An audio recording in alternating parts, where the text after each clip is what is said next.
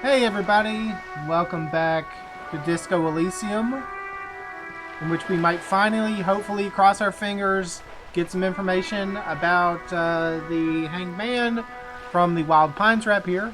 And also, let's just take a moment to appreciate that we have 9 health regens and 11 morale regens, so doing pretty good there. But let's have a chat now that we have our badge. Good. What can I help you with? I found my badge, by the way. By love, you did! She inspects the piece of blue plastic, her eyes scanning from left to right. Fast, observantly, like an electronic printer. She is memorizing your badge number. She hands it back to you. Pleased to meet you, Lieutenant Double Efrithor Dubois. I'm glad to see a man of high qualification. The situation is precarious. Oh, you don't have to tell me twice. It is definitely precarious. Seaweed drips from the badge in your hand. It smells of fish. Now, what can I help you with, Lieutenant Yefritior? Yeah. So maybe we should have washed the badge off. I don't think that was an option, but maybe it doesn't show the best first impression. Well, I guess second impression. We've already met her. How about you share your information on the lynching, now that you've seen his badge? The goalposts have moved, Lieutenant. Oh, you suck. In the absence of the badge, I have informed my employer there will be a probe. I cannot rescind that promise. To my knowledge, the drivers are still at the roundabout. I will tell you everything I know when you've finished with them. So, what does she want? She wants the strike to end, or... she wants the scabs gone? I don't know. Who are the drivers? The strikers? Or are they just random truck drivers? This was your plan all along, Joyce. She shakes her head vigorously. My plan is to share information. The only way to do that now is by telling my employers you've kept your end, which I hope you will. Because let me tell you, we are in dire waters. Meaning the information she has will raise the stakes in this game. The sooner the probe is finished, the sooner I can share crucial information with you. Now, is there anything else I could do for you in the meanwhile? Tea, perhaps? No. Thank you. You suck. I hate you. Good day. But we do need to check, what was the, there was somebody in here, the wife of the deceased man we found on the pier. Where, dead body on the boardwalk, apartment number 20, that's what I was looking for. Okay. So we need to go help the ravers. So we need to do something in the church. I don't think we really want to help them, but we do need to check out the church still. We need to... again, that was about the church. Get a cell to talk about our associates, and also inspect the traps. So we need to go to Land's End, far northeast of the Feld building. So we need to go past the church. So everything's back to the church. Well, not everything, but now we need to go find apartment 20.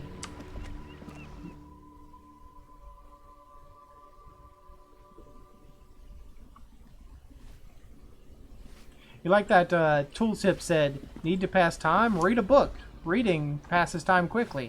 I can't say that in this game I've ever wanted time to go faster. Well, there might have been a time or two, but most of the time I'm finding there's not enough time in the day to get everything done.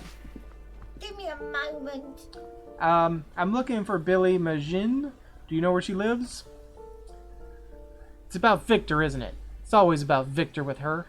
You'll find the Magins in apartment number 20 upstairs. It's one of the doors on the balcony. Yeah, I knew that. I was just hoping that maybe you would give me a little more information about her.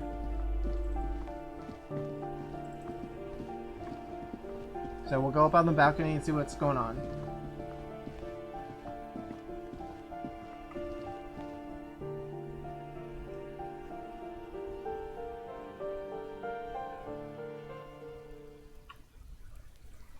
Which one's number 20? This one. The one that we couldn't get into before.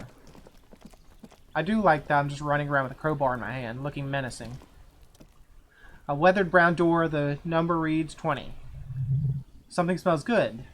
Soup à l'oignon? The lieutenant motions you to go ahead and knock.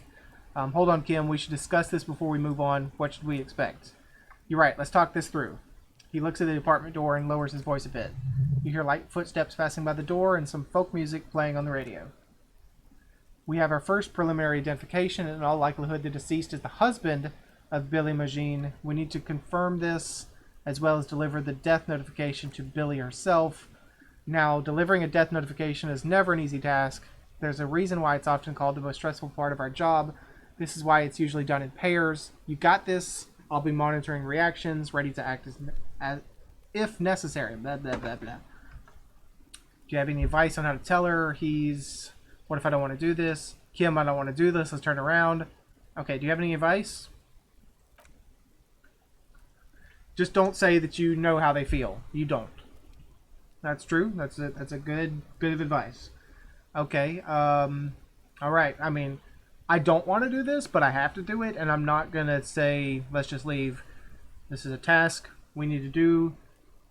This poor woman's husband is dead, probably, unless the game totally throws a curveball at us. Let's go. Hello? Who is it? A voice calls out from the other side of the door, and someone turns down the radio. Look at the lieutenant. No, we have this. We are in control. Is this Billy Magine's house? This is the police. Please open the door. The police? A moment, please. Give us a moment. Who is us? Are there more than one person in there? Tidying up nervously. Okay, so what are you doing in there, Billy? Come in. The door is open. All right, let's see what we got going on in here. Just one person.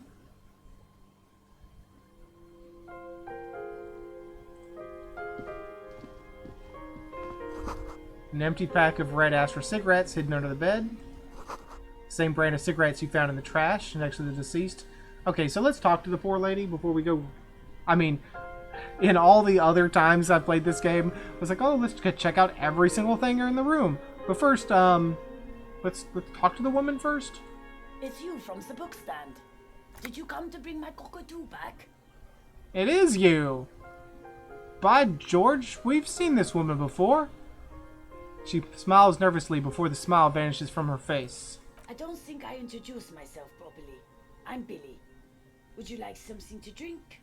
Or tea, lemonade, or out of coffee? I'm afraid no, ma'am. No. The lieutenant has taken off his foggy glasses and is busy cleaning them on his handkerchief for now. You're on your own here. Thanks, but I'm alright. I'm not really here for the tea. It's not about the cockatoo. Not let's be pleasant. Thank you, but please, I'm glad you're sitting down because I have some tough information to talk to you about. Thanks, but I'm alright. Is this about Victor, my husband? Is he in some kind of trouble again? I can come pick him up in the station if that's what... She stops, her eyes trying to read answers from your face. Keep it together. You don't want your body language to tell her the news. Sorry, I'm rambling. She shakes her head and tries to laugh it off. It's just that Victor often gets in all kinds of trouble. So how can I help you? How about some small talk before you break the news? So how have you been? No, that's too casual. You live here with Victor, your husband, right? 42% chance. Our empathy sucks bad. You live here with Victor, your husband, right? It's me, Victor, and the two kids here. Jenny and Jolie. How old are your daughters? Jolie is 16 and Jenny is getting 18 next month. And where is everyone? I don't see anyone home. The girls are staying at their friend's place tonight and Victor is out. You know something happened to Victor, don't you? Like, He's just not just out. He's running around doing something bad. You're either trying to cover that up, or you're trying to cover up the fact that you know he's dead. She swallows visibly. Out where? He has a problem with drinking, and so he disappears every now and then. He's probably in the pox, drinking with his friends. I sent him to the library a few days ago, but I guess something came up. To your knowledge, did he make it to the library? Or what is the name of the library? Let's make sure we're talking about the same library. What was the name of the library? Oh, it's in Jamrock. It's the one on Moreau Street. I don't know the official name. Central Jamrock Public Library. Yeah, I think yes. If that's the one in Moreau, sure, it is. What was he supposed to do in the library? Just to return a book of mine? Why? What's all these questions, detective? Did he... What was the name of the book? Or was it The Glinting Curve by M. Thibault? No, I want her to tell me, because I don't want to give her information and her to just say yes. Like, I want to know that she's not lying and just acquiescing and say, yes, that was it. So I want to make sure that she can name the book. What was the name of the book? I think it was Thibault's The Glinting Curve. She tucks a strand of hair behind her ear. It was pretty good. Okay, so I think we've got confirmation. Do you remember what he was wearing when you last saw him? Oh, that's a bad question. His old leather jacket. Can you describe it? It's just your average brown leather jacket, but he bought it as a teenager, so no distinctive features? No, well, the lining is hand sewn. It's blue. I tried to make the thing more weatherproof, since he's running around with it in the middle of winter. And did he make it to the library? Didn't they say... Hold on. Hold on. The wife returned the book. Did he make it to the library? No, I guess I'll find out when he decides to come back home. It shouldn't be that long from now. He's never gone for more than a few days. Hold on, didn't the library say that she returned? Or was it the husband? I'm so confused right now. Was the husband returned the book for her?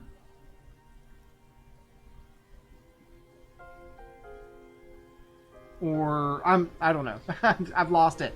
It's only been like a day since I recorded, but I've lost it already. There's something else I have to tell you. We have a 72% chance. Kim is here. We've identified the leather jacket. We've identified the library card. Kept your composure. Discussed things with Kim. Lieutenant Tankership. Can I just quit and put on something that gives me plus empathy? Hopefully that doesn't hurt me. Do I have anything that gives me plus empathy? Excuse me as I look over every single thing. Minus empathy. Minus empathy. Plus empathy. Okay, so if we take off our logic glasses and put on our empathy glasses, was it our biker cops? Yeah, I don't know how that gives me empathy, but whatever. Are there tools we can hold? Items we can interact with? That can give us empathy. Is anything we're wearing removing empathy? No. Bonus from items +2.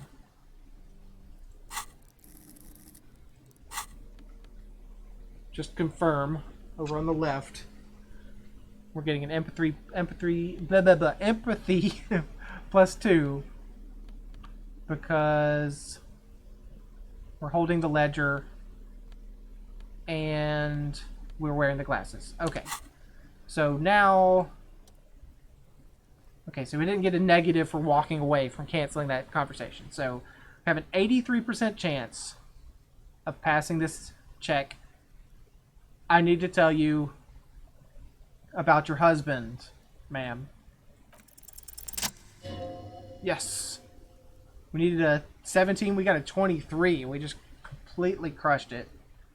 You've done this before. Just keep your focus. God, do I have to say he's dead like that? Um, Ma'am, I'm very sorry to say,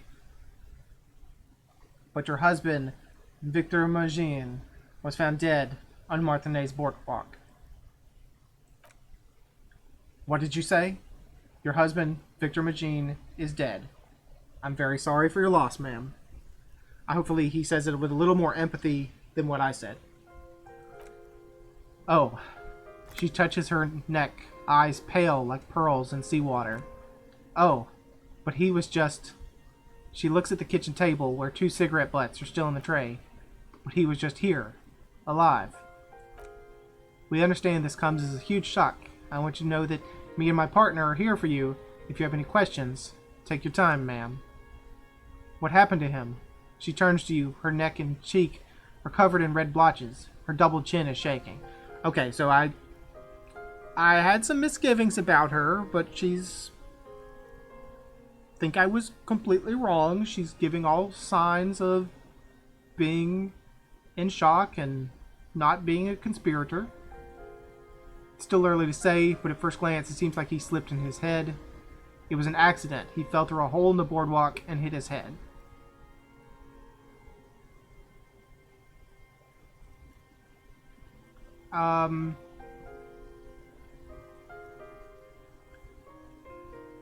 So I guess this is saying, oh, we just convinced it was an accident, done and done, or is there still a chance that he was not an accident?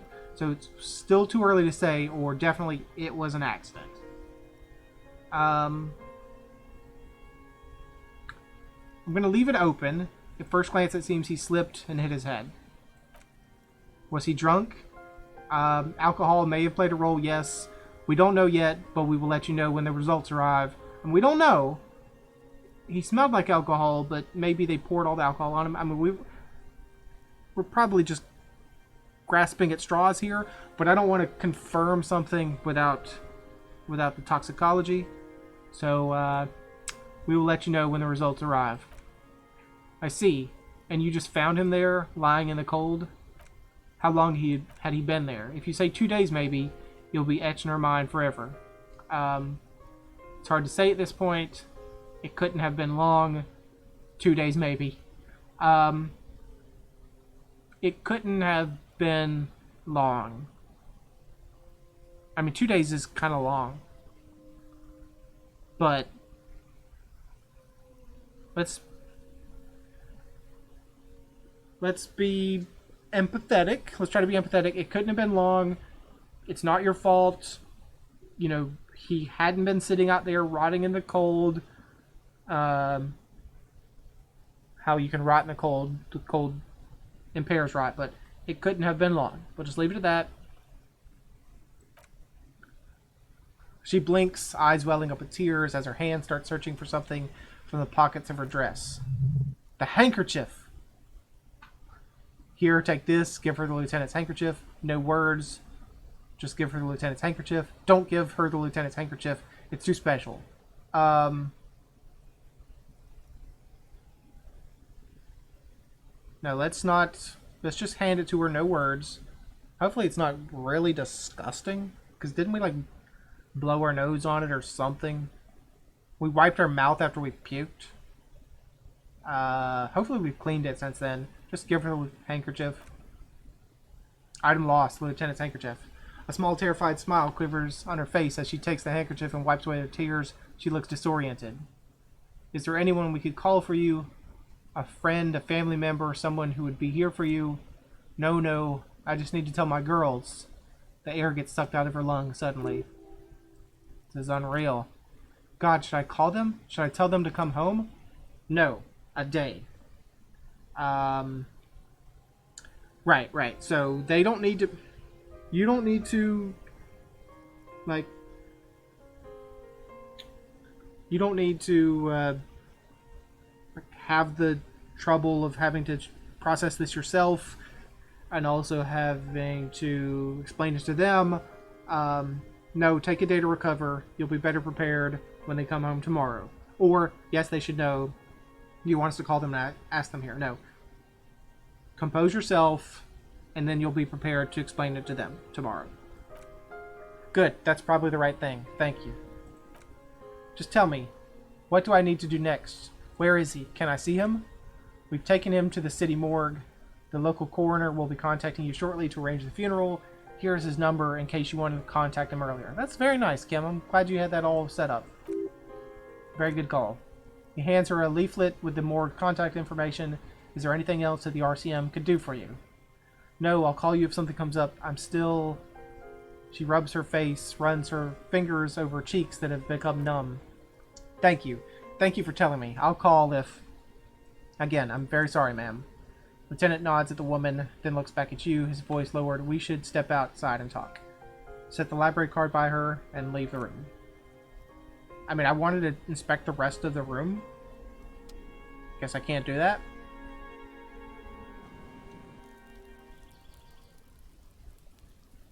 Alright, Kim, what do you have to say?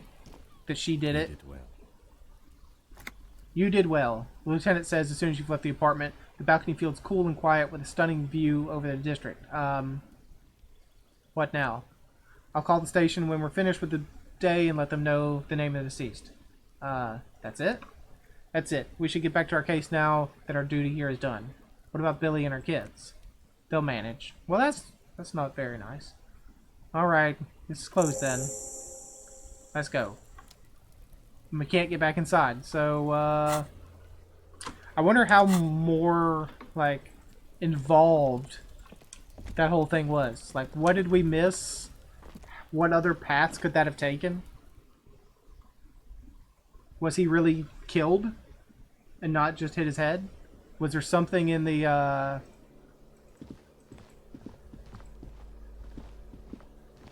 Was there something in the apartment that I didn't find? Because I thought I could look after I spoke to the woman?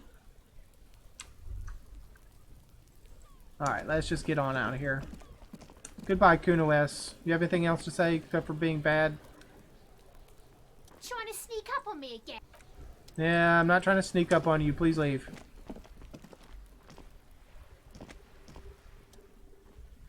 Can I just try my 17... I mean, it's a white check. 17% chance. I'm going to fail it, but what if I don't fail it? 17% check? Why am I looking at this wall? Hey! Look at that! Because it's no ordinary wall. It is sublime. Look at it. The shadows, the colors. We got an impossible check. We did it at 18 and we got a 19. Because we had a skill of 6. We rolled an 11. And then we had 2 more. So we needed all of our conceptualization modifiers plus more. Let the conceptual joy flow into your pupils and blossom into thoughts in your brain. All the other walls and all the other houses must be a pilgrimage. Must make a pilgrimage in adoration of this, the uncontested pinnacle of wallcraft, color peeled from the very face of God. Okay, we healed our morale. Oh, Wall Father! Kim, I must paint this wall. Add even more beauty to it. No, there is nothing to add to perfection. No, Kim, I must paint this wall. Huh? He sounded tired of it all. You already have a heavy fuel oil to use as paint. It's red, and Cindy the Skull has a paintbrush. This is on. I have the heavy fuel oil? Do I? I guess she has it.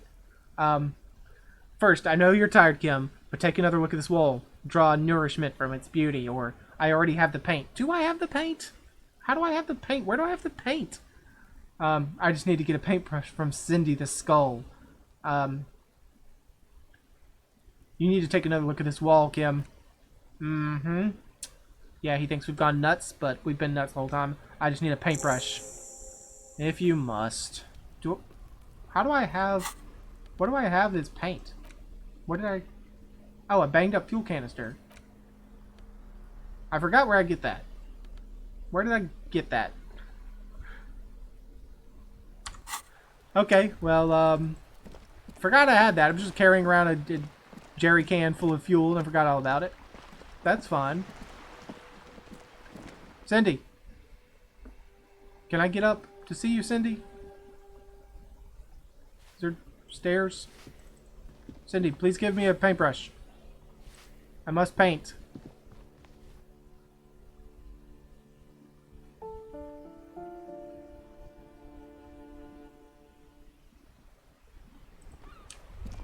Cindy, please. Hello again, officers. Have you come to admire my mural? I have not come to admire your mural. I've come to make my own. But first of all, is that bed in the coal room yours? Ooh, not only have you found my address, you've discovered my biggest secret. I'm a coal miner. She does have eyes that seem to be smeared with coal. Really? You're a miner? Don't you have a real home? It's not the nicest place, but I guess we'll have to do. Don't you have a real home, Cindy? Does anyone in a city like this? I guess it'll have to do. It doesn't have to do anything at all. Nothing does. Like me, right now, I'm doing nothing at all. The inspiration will come to her once hell is set loose on the streets. It's too calm right now. Okay, sure, whatever. I have other questions. I'm gonna need your paintbrush. I'm doing renovation. It's boring, but necessary. For my motor carriage, we're going undercover. The apocalypse is coming. I need to warn people.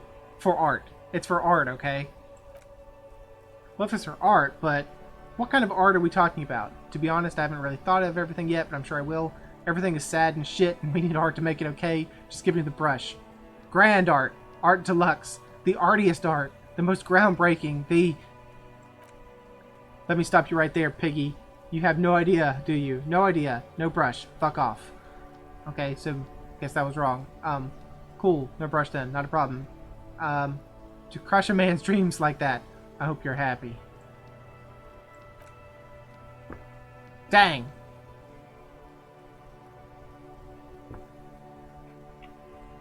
We made the wrong choice.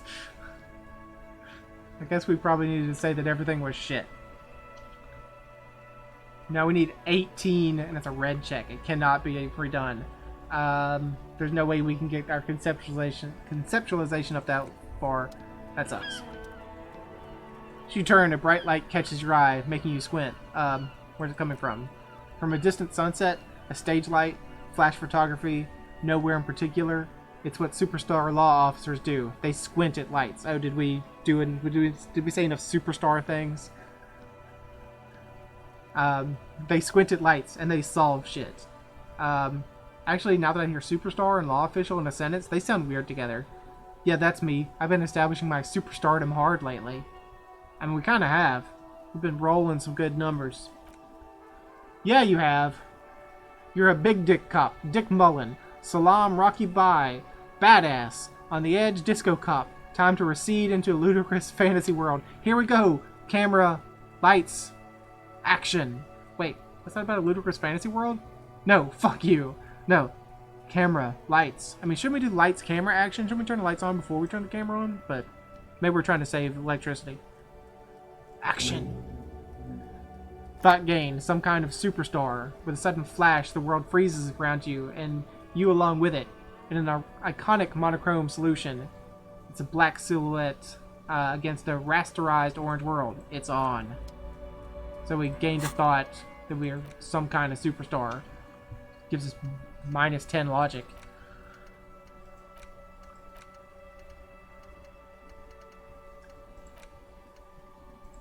I don't really have a thought that I want to put in there right now. A little disappointed. Okay, very disappointed we don't have the paintbrush.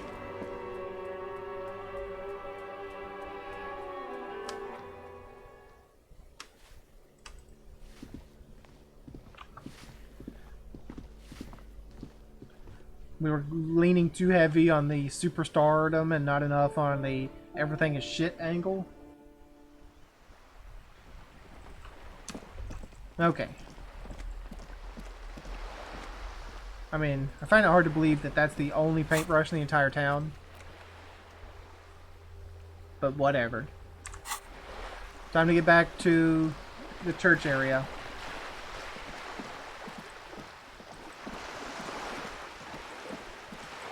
Let's find more traps.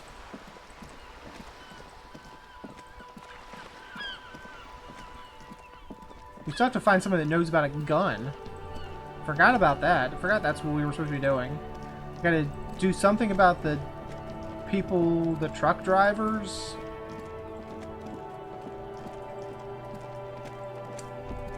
And I know I must be forgetting, like, something.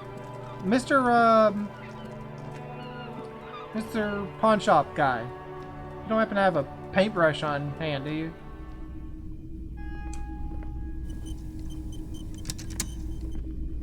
This was just the shirt that we could buy for 2. It gives us minus authority. +1 physical instrument, +1 shivers. That's okay. The street light for 700. I want to buy the boombox for 12. It's quite a lot. And this was just the action figures, like the miniatures. So no paint brushes, huh? You don't happen to have a paintbrush, do you, sir? Hello, hello. Let me know if I can help you with anything. Yeah, you can't because you don't have a paintbrush. Tempted to buy the boombox.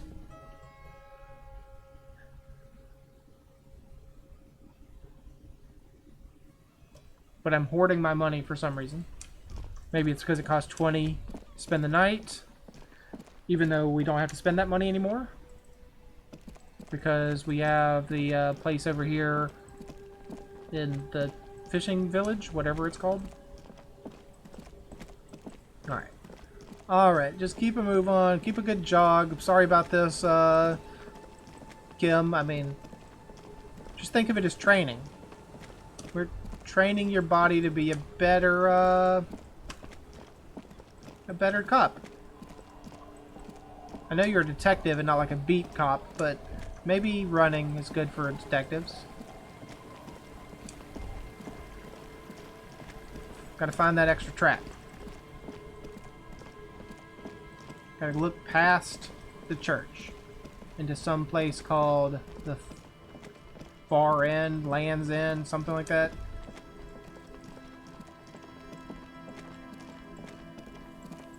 Hello, bird. Okay, so you can't go that way. You can't go behind the church. And over here is just these guys. Unless you put a trap. Have you seen a trap around here? Hello again. You have not seen a trap around here. Okay. It's a white check. It's 8%. But still. I mean, I know we just made it 17, but 8% is not going to happen. You can hear the music coming out of their tent, sure.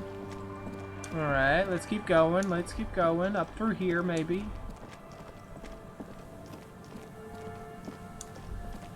Around the boardwalk. Keep an eye out. And there's the bunker that we can't get into. It's a 3% check. Which we can't do if we fail. Can't do it again.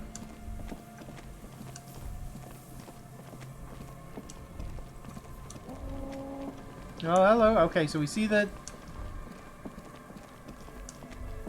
I saw the trap. I just wanted to make sure there wasn't anything else over here. Pretty sure we've been over here before. I just wanted to make sure that we weren't missing anything. Keep spamming the tab key to pop up anything I might have missed. Okay. Do we have any cryptids? Let's look around. The reeds sway in the coastal breeze. They seem to be waiting for something. The wind picks up here, near the cape's end, surrounding the narrow strip of land from 3 cardinal directions. It's cold for this time of year. Let's look in the trap. Nothing but locusts in this trap as well. Definitely no cryptozoological monstrosity. Empty as all of them. One more of these and we're done. His face is red from the cold sea air. He crouches to catch his breath. Bummer it wasn't in here. You're getting tired? I mean, that's just rude to, like, almost taunt the man of, like, you're getting tired. One more time, I must stress that I did not expect a cryptozoological monstrosity to be in this trap. I mean, it is kind of a bummer. I would have really loved for it to be in there. I'm just glad we haven't found some poor cat trapped in one of these. I mean, you're right. You're very right, Kim. Because that would not have been cool. There's nothing else on the sea ice. Okay.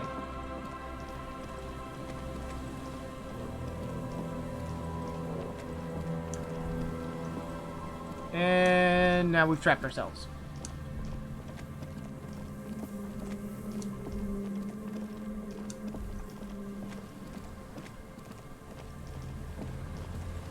Let's keep going. Let's keep it going.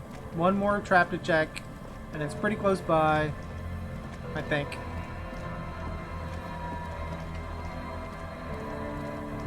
Just past this building here. Past the two people looking at the mural that I can't make it better because I can't paint my own mural. Alright, let's just double check that there's nothing else over here before we potentially trigger something from the trap. Okay, let's look in the trap. This is the last of the traps, the one Morel just set. Checking it over, he said, is just a technicality. Look around. Reeds by the abandoned campsite. Hiss and shake. Should reeds hiss? The later it gets, the colder. Remnants of the camp can still be seen in the sand. The fire has gone out. You feel strange somehow.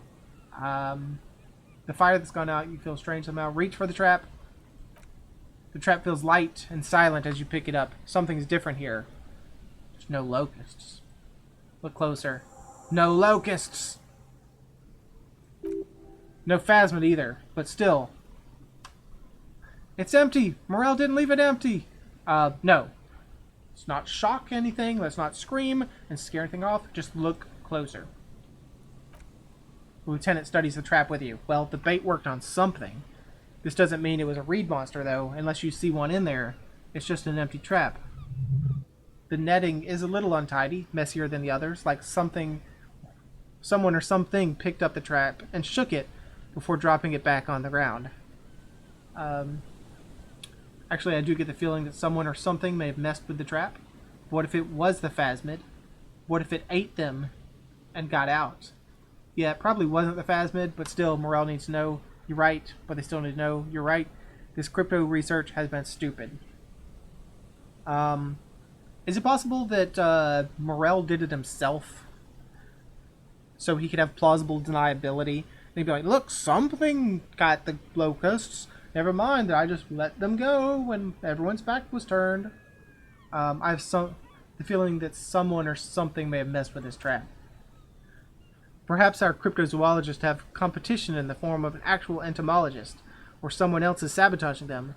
I could present more theories, but then I would be taking this on as a case, which I'm not. But what if it was the phasmid? What if it ate them and got out? Right. It does not look like he thinks you're right. Anyway, that's for the cryptozoologists to figure out. We're not cryptozoologists. We're cops. We're just stuck in this looping of looking around. Okay, so we have to tell Morel, and I'm assuming he's at the place. So I hate that I have to run all the way back now.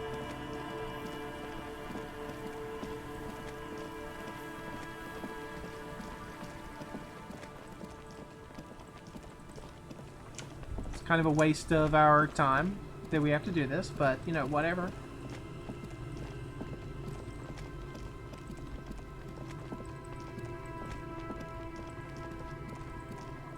I mean, it's not really a waste of time because time doesn't actually... Well, what the heck are you doing, dude? That was not the most optimal path for that, I don't think.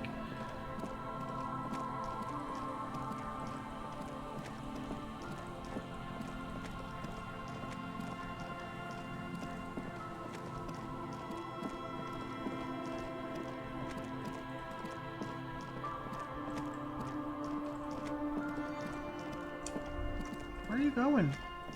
Quit your weird pathfinding and come here.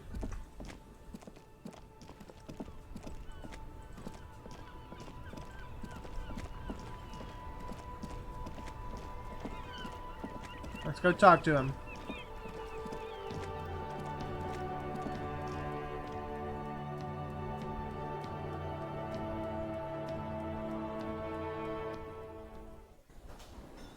before we do that, do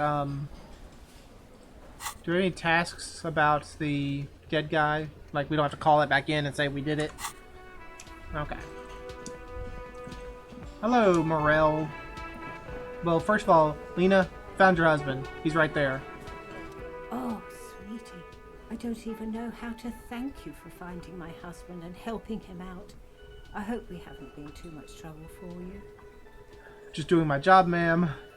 It was a truly epic long-distance trek. I was just on my way while I was working a case. I'm basically also a cryptozoologist now. I'm just doing my job, ma'am. Gained an 8-eyed Terratorn tie. Here, I wanted to give you a small token of my gratitude. She hands you a thin ribbon held together by a silver bird skull. It's a tie, Mesk in origin. The pin is an antique, quite special. The little silvery knob holding the tie together feels warm in your hand. It's in the shape of an avian skull with 8 eyes. We got money too. I guess that was because one of our thoughts, the whatever majigger, last one we did with the wombly dombly dom or whatever.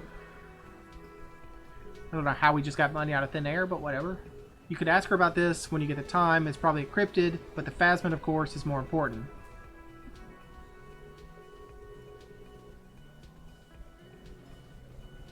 We have a -2 suggestion of negative, so we only have a 17% chance to do that.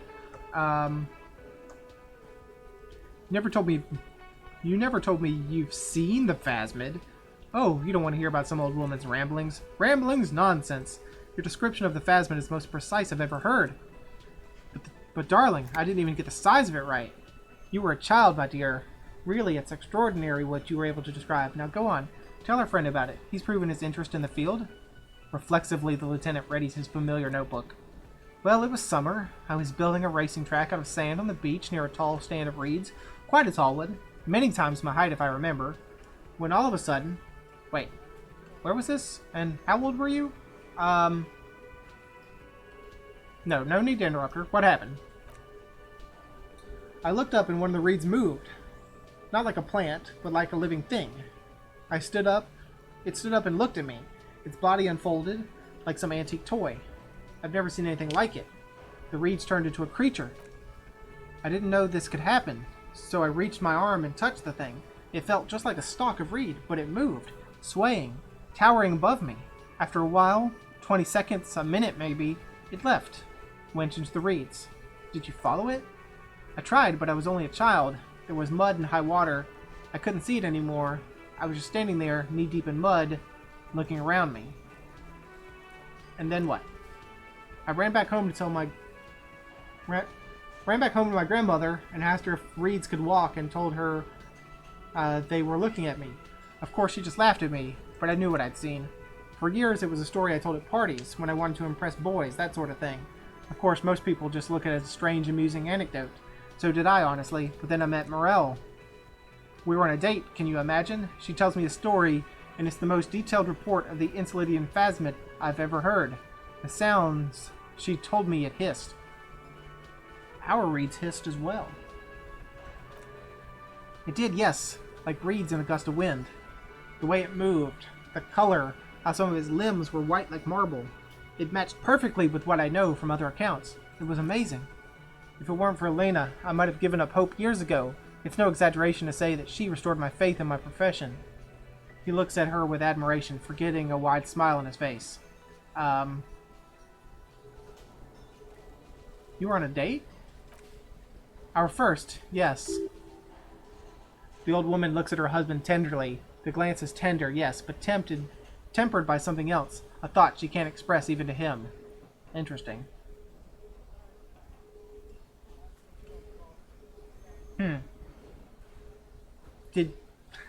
Did she really see it?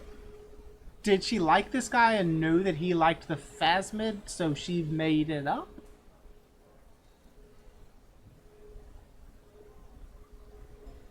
Its limbs are white? Not all of them. There are some white coloration reported, along with beige, where the camouflage ends. And how big was it? It's hard to say how big things are when you're quite small yourself. To me, it seemed to be taller than I was then, but that's probably not the case. Maybe you imagined it? No, we're not going to say that. That's cruel. Kim, what do you think? No, we're not going to ask him because he's a spoil sport. Thank you for sharing this with me. You're welcome, sweetie. I do appreciate the chance to relive it whenever I get one. It was just such an impossibly sunshiny day. So warm. Okay, thank you, ma'am. Now I have to tell you, Morel. I couldn't possibly shower thanks on you as enthusiastically as my wife has, but I am grateful for your assistance, officer. You'll be more grateful when I tell you. He tries to play it cool, remain professorial, but inside, this man is itching for some news on those traps. So I checked all the traps. We can say, did you know Gary was hiding the armor? But, you know, there's no reason for us to get in the middle of him and Gary. I checked all the traps. Good, okay, and one of them was empty. Nothing. Maybe I didn't check them after all. No. One of them was empty, Morel. Completely empty? The cryptozoologist's eyes grow wide. Yes, there was nothing in the trap. No locusts, no phasmid. No locusts, but no phasmid either? That's not ideal, but the empty trap was the one at your campsite. Maybe this factors into it somehow? I definitely left that one stocked. Right from the campsite? It just means that Insulating Phasmid is even more clever than we thought. She's engaging in a well-known self-deception called motivated reasoning. You should correct them. Of course, the detective whispers to himself, more clever. Yes, the Phantasmodia picked off the locust and escaped. This is good news. Though we'll have to reconsider the designs of the trap, make them more secure. So Gary comes in. Where's Gary? I don't see him. His companion sighs. Where are you, Gary? Another trip to the reeds. Yes, that's exactly what it is. What a deft hunter this Phasmid. It's not very scientific to reason backwards from a conclusion you want to be true. Or, I don't know, I'm not persuaded. No, I mean, there's no reason to burst these people's bubbles. Like, if they want to believe in a stinking Phasmid and it makes their marriage work out or whatever, sure, it's a deft hunter, this Phasmid. Of course, be sarcastic. He misinterprets your words. Unless you have an alternative hypothesis you'd like to venture, mine stands, okay? I mean, I wasn't being sarcastic, dude. I was trying to agree with you. Actually, no. Excuse me for getting emotional. This is a big deal for us. You've helped us twice now, and brought some great news, too. My gratitude, and the gratitude of the Société Cryptozoologique de Revachol is yours. Heartfelt gratitude, but does it feel like closure? What really happened? Thank you. It's an honor. We should probably return to our main investigation here. This has been refreshing, but damn, Lieutenant, you have no intellectual curiosity? We could develop an alternative theory about the missing locusts. It's 97%. Enthusiastic about the Phasmid. Something about the trap.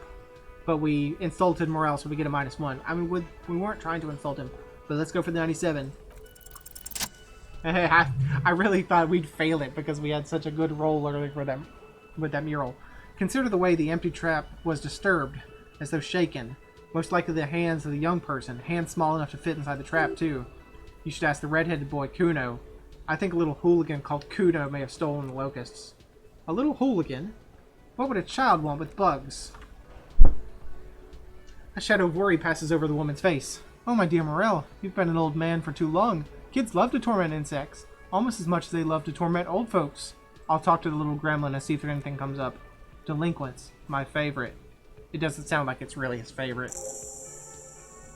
New task, the missing insect case. Oh, you've been such a dear to us. Please let us know whenever you turn up. I have a feeling we're getting so close. Gary. Where are you, Gary? You're not here. The man turns to his companions. Well, I see you've got all the help you need. I'll see you tonight at my place. Let's play suzerainty, but no more field trips for me. After this is your last chance to talk, Gary. Really, Gary? We're getting somewhere here, but I'd love to play suzerainty. But, Lena, I'm sorry, but you're not getting anywhere. It was some kids. I know the little mutants around here. Leave anything open and they'll steal it, even if it's bugs. Morel, it's been fun, really, but I need a bath and I've got deliveries to handle. When this tea is done, I gotta run. No need to apologize, Gary. You've been more than helpful. We have to take a rain check on that game of suzerainty, though. We're gonna follow this through. He keeps his language unemotional, but it's in there. Disappointment. Oh, there you are, Gary. I'm sorry I said you were missing. Always a pleasure to see an officer of the law. I mean, officers. Yes, sure. What did we need to get her to talk about phasmids? Or not phasmids, Oh, hello, cryptids? sweetie.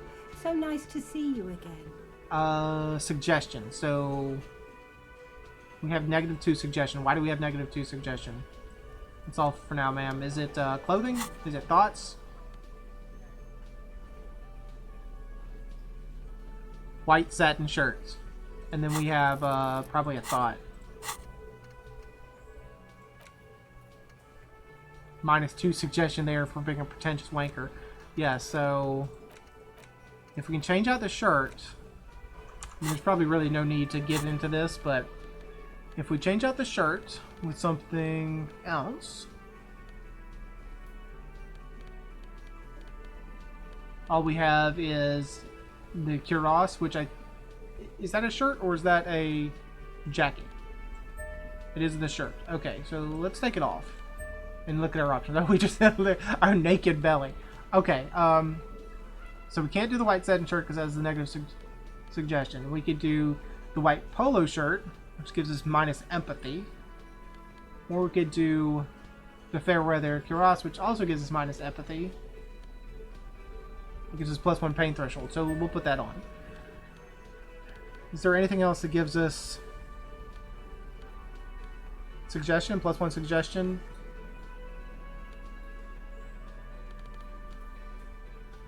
If we put on our naval coat, look at us looking all fancy.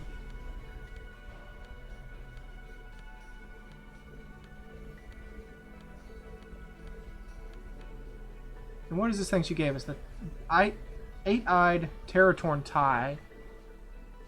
Where does it go? Like, we haven't found a single hat yet. It's kind of weird. Unless I'm just overlooking a hat in our inventory. We have bullets.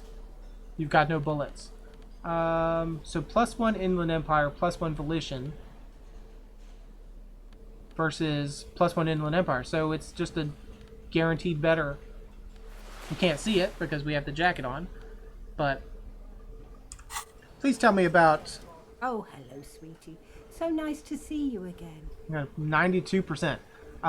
Maybe you convince her to tell you about some cool cryptids. Ooh, that was kind of a low roll. We still passed with flying colors, though. Needed 11, got a 14. There's really no point in manipulating anyone. You're chummy. Just go on and ask. Hey, Lena. I'd really like to hear about some of those juicy cryptids you've studied. Could you tell me about a couple? Oh, I'd be delighted. Is this bird a cryptid? Point to the tie she gave you.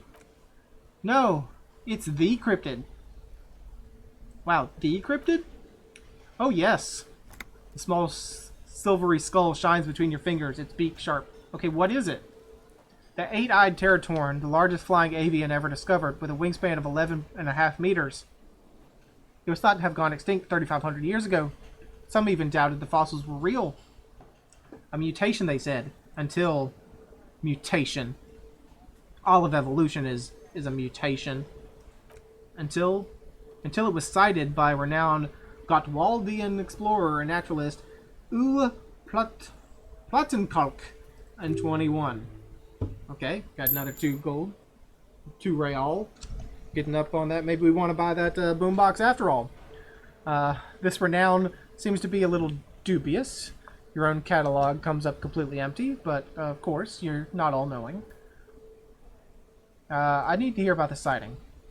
It happened in the botanical expedition into the vast and unexplored Umrao Canyon in southeast Ilmara. Dr. Plattenkalk got separated from his group during a sandstorm. Okay, and what is Umrao? The world's largest canyon system, sweetie. It's a barren waste east of the Desert. An ancient riverbed, completely dried up. Well, next question is, what's the Desert? But, you know, let's keep it moving along. What happened? Alone in the blasted desert heat, the doctor wandered eastward, where man hasn't stepped foot in over 1,000 years since the fall of Pericarnassus. He was lost without any navigation equipment and desperately low on water. After a day or two, he noticed a bird high in the noon sky, a great black bird. It seemed gargantuan. Every now and then, the bird would dive down to feed on animal carcass somewhere on the horizon. By the time Uwa got there, the Territorn had taken off already, and the carcass was picked clean. This happened many times. He followed it? Yes, or rather hunting. A bird that big has a lot of blood, and he was dying of thirst. For many days, Dr. Platenkalk followed the Territorn until they reached a great canyon wall where the bird finally landed to rest. The professor climbed up there with a rock in his hand. He found the bird sleeping with its head tucked under its wing, a great black pile of feathers on the perch. So he approached, slowly squeezing the rock in his fist. "Watch out!" Then the Territorn suddenly looked at him. He could see it had 8 eyes, 4 on either side of its skull like a spider, and the man couldn't move. He was paralyzed, frozen in place with the rock in his hand. Whatever he did, he could not get closer to the bird. Why not? The bird was controlling his mind. It kept him from approaching. He could step back, but every time he stepped forward, paralysis. Uwa spent 3 days trying until the bird flew away. Really? 3 days? I mean, he'd already been, like, dehydrated in the freaking sun, and now he's going to spend 3 days without drinking? Are we sure about this? Hold on, how did he survive to tell the story? An 8-eyed, mind-controlling bird? Fuck yes. An 8-eyed, mind-controlling bird? Come on. An 8-eyed, mind-controlling bird? No way. How did he survive? The 8-eyed Territorn was indifferent to him, as long as he didn't get closer than 2 steps. It even let him feed on some carcasses up there, and the 2 unfertilized eggs it left behind. I mean, we're already leaning pretty heavy into this cryptid thing, so... fuck yeah. Absolutely, sweetie. She smiles, glad you agree. Cryptozoologists have been tracing it ever since, but Raoul is vast, mysterious, and holds many secrets. Modern radar telemetry shows great promise. We will confirm this one day. But by the end of the decade, by the latest.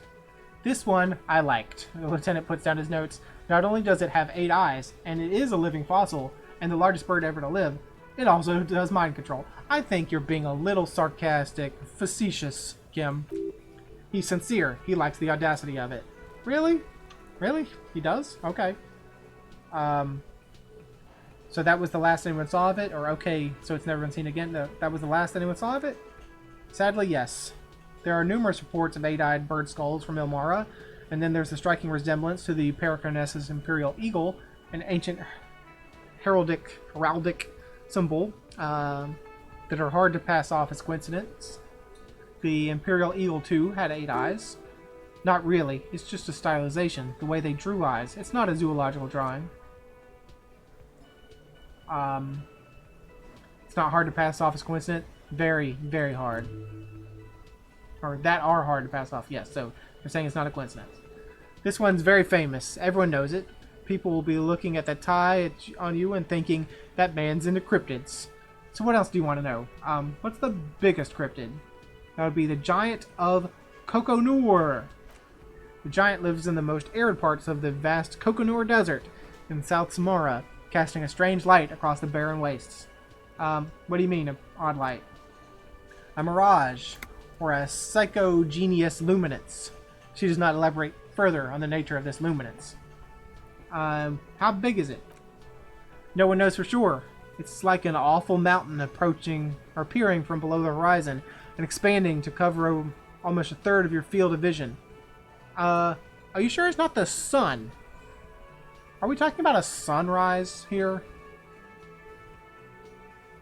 Is it dangerous? The towering luminosity of Coconur is a bad omen in local folklore.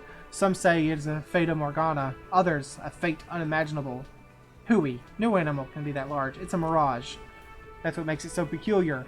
A species surviving on the very limits of scientific law, the giant of Kokonor must be the largest animal the planet can support. There are limits, you see, to how large a metabolism an ecosystem can beget. Some say a gravity anomaly below the Kokonor Desert might allow the creatures to grow to these gargantuan sizes. Gravity anomaly? Digging it.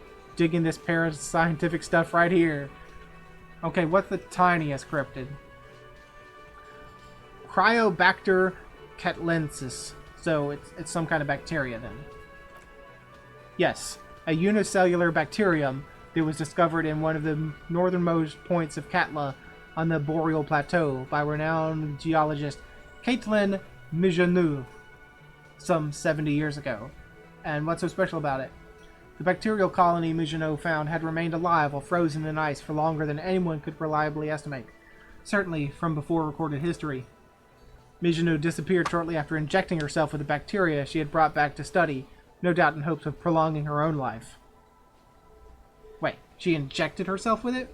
You mean there's an immortal geologist wandering the world? I don't understand. Why would you prolong your life? Being alive is terrible. I intend to live forever too, as a symbol. She was preparing for the end times. She wanted to witness and record the twilight proceedings. I mean, that sounds a little out there. Immortal bacteria? Immortal geologist? That's too wild. Wait, she injected herself with it? Yes, the bacteria had survived in the ice since times immemorial. It's not hard to see where she could have gotten the idea. No. It is hard, because just because a thing can survive for a long period of time doesn't mean if you inject it into you, you get its powers. Like, this isn't magic. It's actually a little hard to see, but do go on. You mean there's an immortal geologist wandering the world? Yes, and she's quite mad too.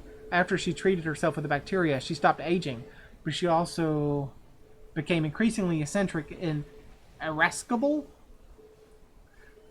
so that even her oldest friends were forced to pull away. We can assume that she has been living somewhere in the wilderness for decades now, all alone, except for the Cryobacter catlensis coursing through her bloodstream. Okay, sure, whatever. What's the most dangerous cryptid? The Gnome of Jeroma. Okay. The Gnome of Jeroma? That sounds terrifying. The Gnome of Jeroma? That doesn't sound too bad. I mean, a gnome doesn't sound too scary. Oh, it is. None of the victims survived. Grieving relatives never even found their bodies because the gnome's venom dissolved organic tissue. What did this cryptid look like? And are you sure that people didn't just run away? It was reportedly a small creature with webbed fingers and protruding forehead. An ungainly little thing, quite scary to look at. A couple of campers found it when it was already dying. They heard an odd wailing in the woods and followed the sound. They were scared and wrapped it in a tarpaulin to suffocate it. It still took the Gnome of Jeroma an entire day to die. If the body of the creature was found, why aren't there any detailed illustrations of it in science textbooks confirming the existence of this very lethal species? Let me guess. The body disintegrated once it died. Alas, the first scientist who got his hands on the creature's corpse put it in a jar of formaldehyde, thinking it would detoxify the gnome's venom. Instead, all the venom leaked out of the creature's teeth and into the surrounding liquid, dissolving the creature itself. A poetic end, perhaps, but a real loss for science. Okay. They didn't take any pictures? Any pictures before they did that? Before they put it in the jar? Alas. Always alas, and then it was gone. Isn't that overly convenient? Seems very convenient that it was just disappeared and nothing like it was ever seen again. Or, no, it was perfectly good explanation. Stop being so skeptical. Skeptical. I mean, I am skeptical, if I can speak. But I'll let them have their thing. It was a perfectly good explanation. Sure, a perfectly good explanation. It dissolved in its own venom. Go on then. Ask about more gnomes or whatever. Shut up, Logic. I'm having fun talking to this old lady. Are there any invisible cryptids? What an interesting question. The answer is yes, there are. Of course, all fairy tales have someone or something invisible in them. You're right, Kim. It's childish, but I need to know. Shush, Kim. She's going to tell me about the invisible cryptids. What is it? It's the Koldomamadaka. The woman corrects her glasses. Its name means thin whisper of sound, and it's precisely what it is. self-replicating sound waves, invisible and intangible. The Koldomama is very difficult to us, or very afraid of us, which makes it incredibly difficult to track. Is it an echo? You're talking about an echo. Hey, leveled up! Koldomama Daka can be translated as whisper, light, and low. A whisper, light, and low? Her eyes light up behind her glasses. Yes, that's another translation. They're both quite lovely, aren't they? Although the low part is a little ironic. The Koldomama Daka makes, or rather is, such a high-pitched sound that other animals, including humans, can't hear it. It could be everywhere, all the time, and we wouldn't know. Okay, so it's a sound that's so high-pitched that no one's heard it before. Then how do we know about it? Fine, I'll bite. How can an animal be a sound? Many scientists have asked the same question. Some have claimed that it isn't itself a sound, but rather a tiny corpuscle that emits sound waves. But there's no evidence to support this theory. Could it be here, right now? It could be. As I said, it could be everywhere, and we wouldn't know any better. And it could be ringing all the days of our lives, and nights. Okay, well, what evidence is there? Plenty. It's the evidence that leads us to its discovery. In the 20s, a group of Areopagite ornithologists, that is, scientists who study birds, were trying out a new recording technology for capturing sounds outside the range of human hearing. When playing back recordings they had made in the foothills of the Iya mountain range, they noticed certain anomalies, patterns that seemed random at first, but on closer examination were consistent with the waveforms of songbirds. Just nod eagerly. Sure. The scientists soon discovered they could track and even predict what appeared to be feeding, mating, and migrating patterns based on the sound waves in a strictly delimited range of ultrasonic frequencies, even higher than those of the highest pitched bat calls. They realized that they had discovered a new species and called it Koldomamadaka, after the Paracarnassian name for the voice of the god, which is said to be very silent. Wow. They grew quite obsessed with these little birds. Even though they couldn't see them, they could distinguish among different individual birds and even begin to name some of them. Like what? Sequester, Time, Yosquin. Those are but some of the Mamadaka they followed individually. And why are they so afraid of us, these Mamadaka? That is sad. A group of university students assisting in the fieldwork, and their enthusiasm for the project, no doubt, because they were preoccupied with impressing the professors, nearly drove them to extinction. How did they do that?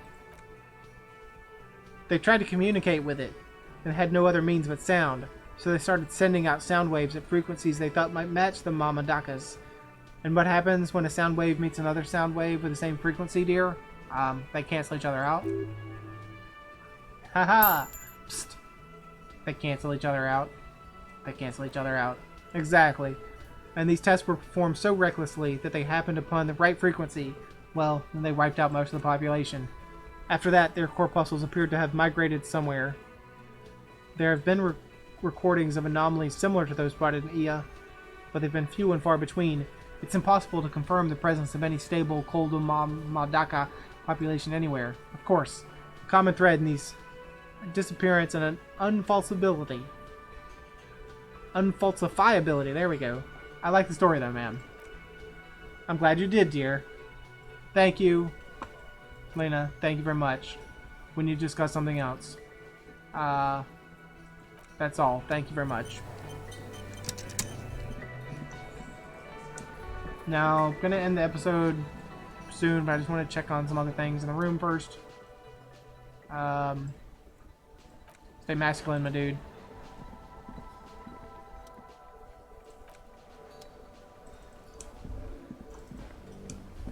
Hey guys, do you want to tell me why you're here? And you look like shit, and I don't mean that as a metaphor. You look like shit, asshole. I don't look like shit. I know, it's intentional. The last couple days have been rough. Looks don't matter, it's what's on the inside that does. I'm never going to get this case solved. Yeah, looks don't matter, dude. Yeah, I know. That's what I'm going by here. Come on, Jean. It looks like it's been a rough week on him. It's not just this week. What do you want? There's something about this guy that matches with a face in your head, a similar but different face. He might be wearing a disguise. Oh, are you some guy that I know? Are you here to... That's our Aspira Decor. Cool shades. Are you wearing a disguise? Kim, who's this guy? I got some questions for you, I'm a cup. Let's try to get our Aspira Decors up if we can. See you around. That voice, very familiar.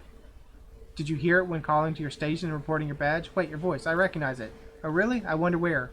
I lost my badge recently. When I called in to report it missing, you were there. That's the where you remember me from? I have a bit of memory trouble. No, there's no reason to say that. Maybe. Okay then, it's probably a coincidence. People sound alike. Goodbye. Okay, we need to get our Aspira Decors up, right? So what do we need? Is that not a thing that we can...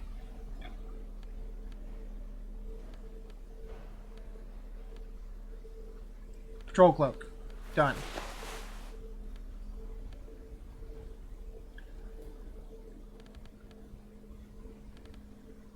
These cancel out, so it doesn't matter. I'll take the shivers.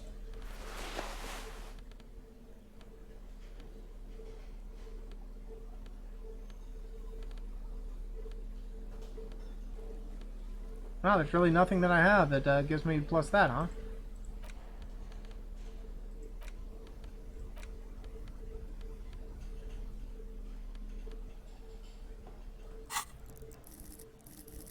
Oh yeah, because we have a pretty low skill in that, honestly.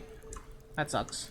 Well, I'll try it. I'll give our 20 or 17. Again, I can't believe this shit. 28% chance. Here we go. Hey! Getting some really great rolls here.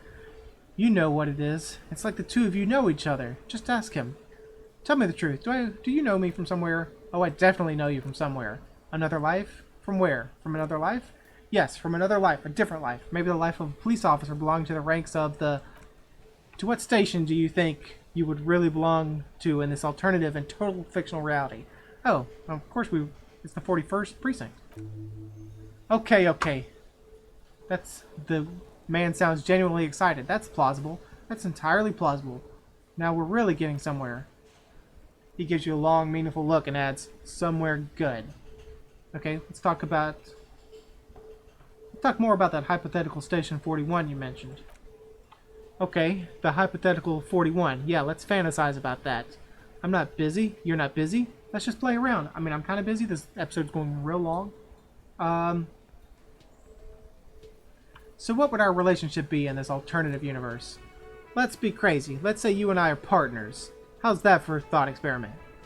Like partners in crime, or... You seem like a cool guy. I'd love to have you as my partner. You seem like a bit of a drag. I could do better. Kim's cooler than you. I mean, Kim is cooler than you, but, yeah, let's do it. Kim's cooler than you. I'm sure he's fucking flattered, but Kim is not part of this thought experiment. In this one, we're partners. Lieutenant is silent. Okay, yeah, you seem like a cool guy. I'd love to have you as my partner. Would you now? Or would I be cramping your style? Never mind, partner. Okay, actually, you probably would cramp my style. No, you actually wouldn't cramp my style at all. Actually, I shouldn't have called you my partner. Kim's my partner. He's going to know. Yes, I can't cheat on you with Kim. I'm not your partner. This union is temporary. A little premonition for you, Lieutenant. Sooner or later, probably sooner, your new friend tells you he doesn't need you. He will then suggest you should fuck off. When that happens, I suggest you take his advice. The lieutenant merely bows his head in response. Okay, so you're a partner, and I told you to fuck off, and now why are you here? To follow up? Just make sure I'm doing my job?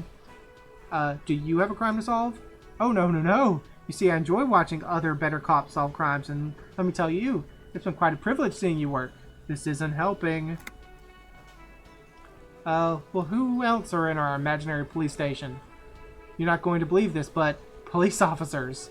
Yes, sir, solving crimes, locking up bad guys, and, get this, not getting their drink on at 2 o'clock. Just some regular, boring motherfuckers in suits and uniforms. Nothing spectacularly extravagant, like you, the far-out son of Lung. Okay, who is the far-out son of Lung? Oh, it's you, you eccentric genius. I mean, with your unorthodox approach to police work, it has to be you. Want to tell me more about this guy? Not even a bit. It's an urban myth about an officer who is so far undercover he can't remember who he is. As I said, just an urban myth. You are not the son of Long. And we could be. Okay, yes, you get the joke. Leave it at that. Okay, I can't imagine it anymore. Neither can I, partner. Neither can I. Are you wearing a disguise? Yes, it's a hobby of mine. As if waiting for some kind of reaction or response. Something to click. It's not happening, though. Who is this guy? Kim? Who is this guy? I'm not getting involved in this. Got some questions for you, sir. About what? You don't look like a cop. You know what you look like? Prophet? A revolutionary? A sack of shit? Like a megastar? Like Guillaume Le... I don't know, you tell me. Like a man down on his luck? I'm trying real hard here, man. Yeah, that one. Oh. Well, go solve your case then. That would count as trying hard. Okay, the man with the sunglasses in his hypothetical Station 41. Weird, right? I know, super weird. I guess this is kind of weird, yes. No, this whole interaction was perfectly normal. Yeah, it was kind of weird. There's something we're missing here. Something you can't put your finger on.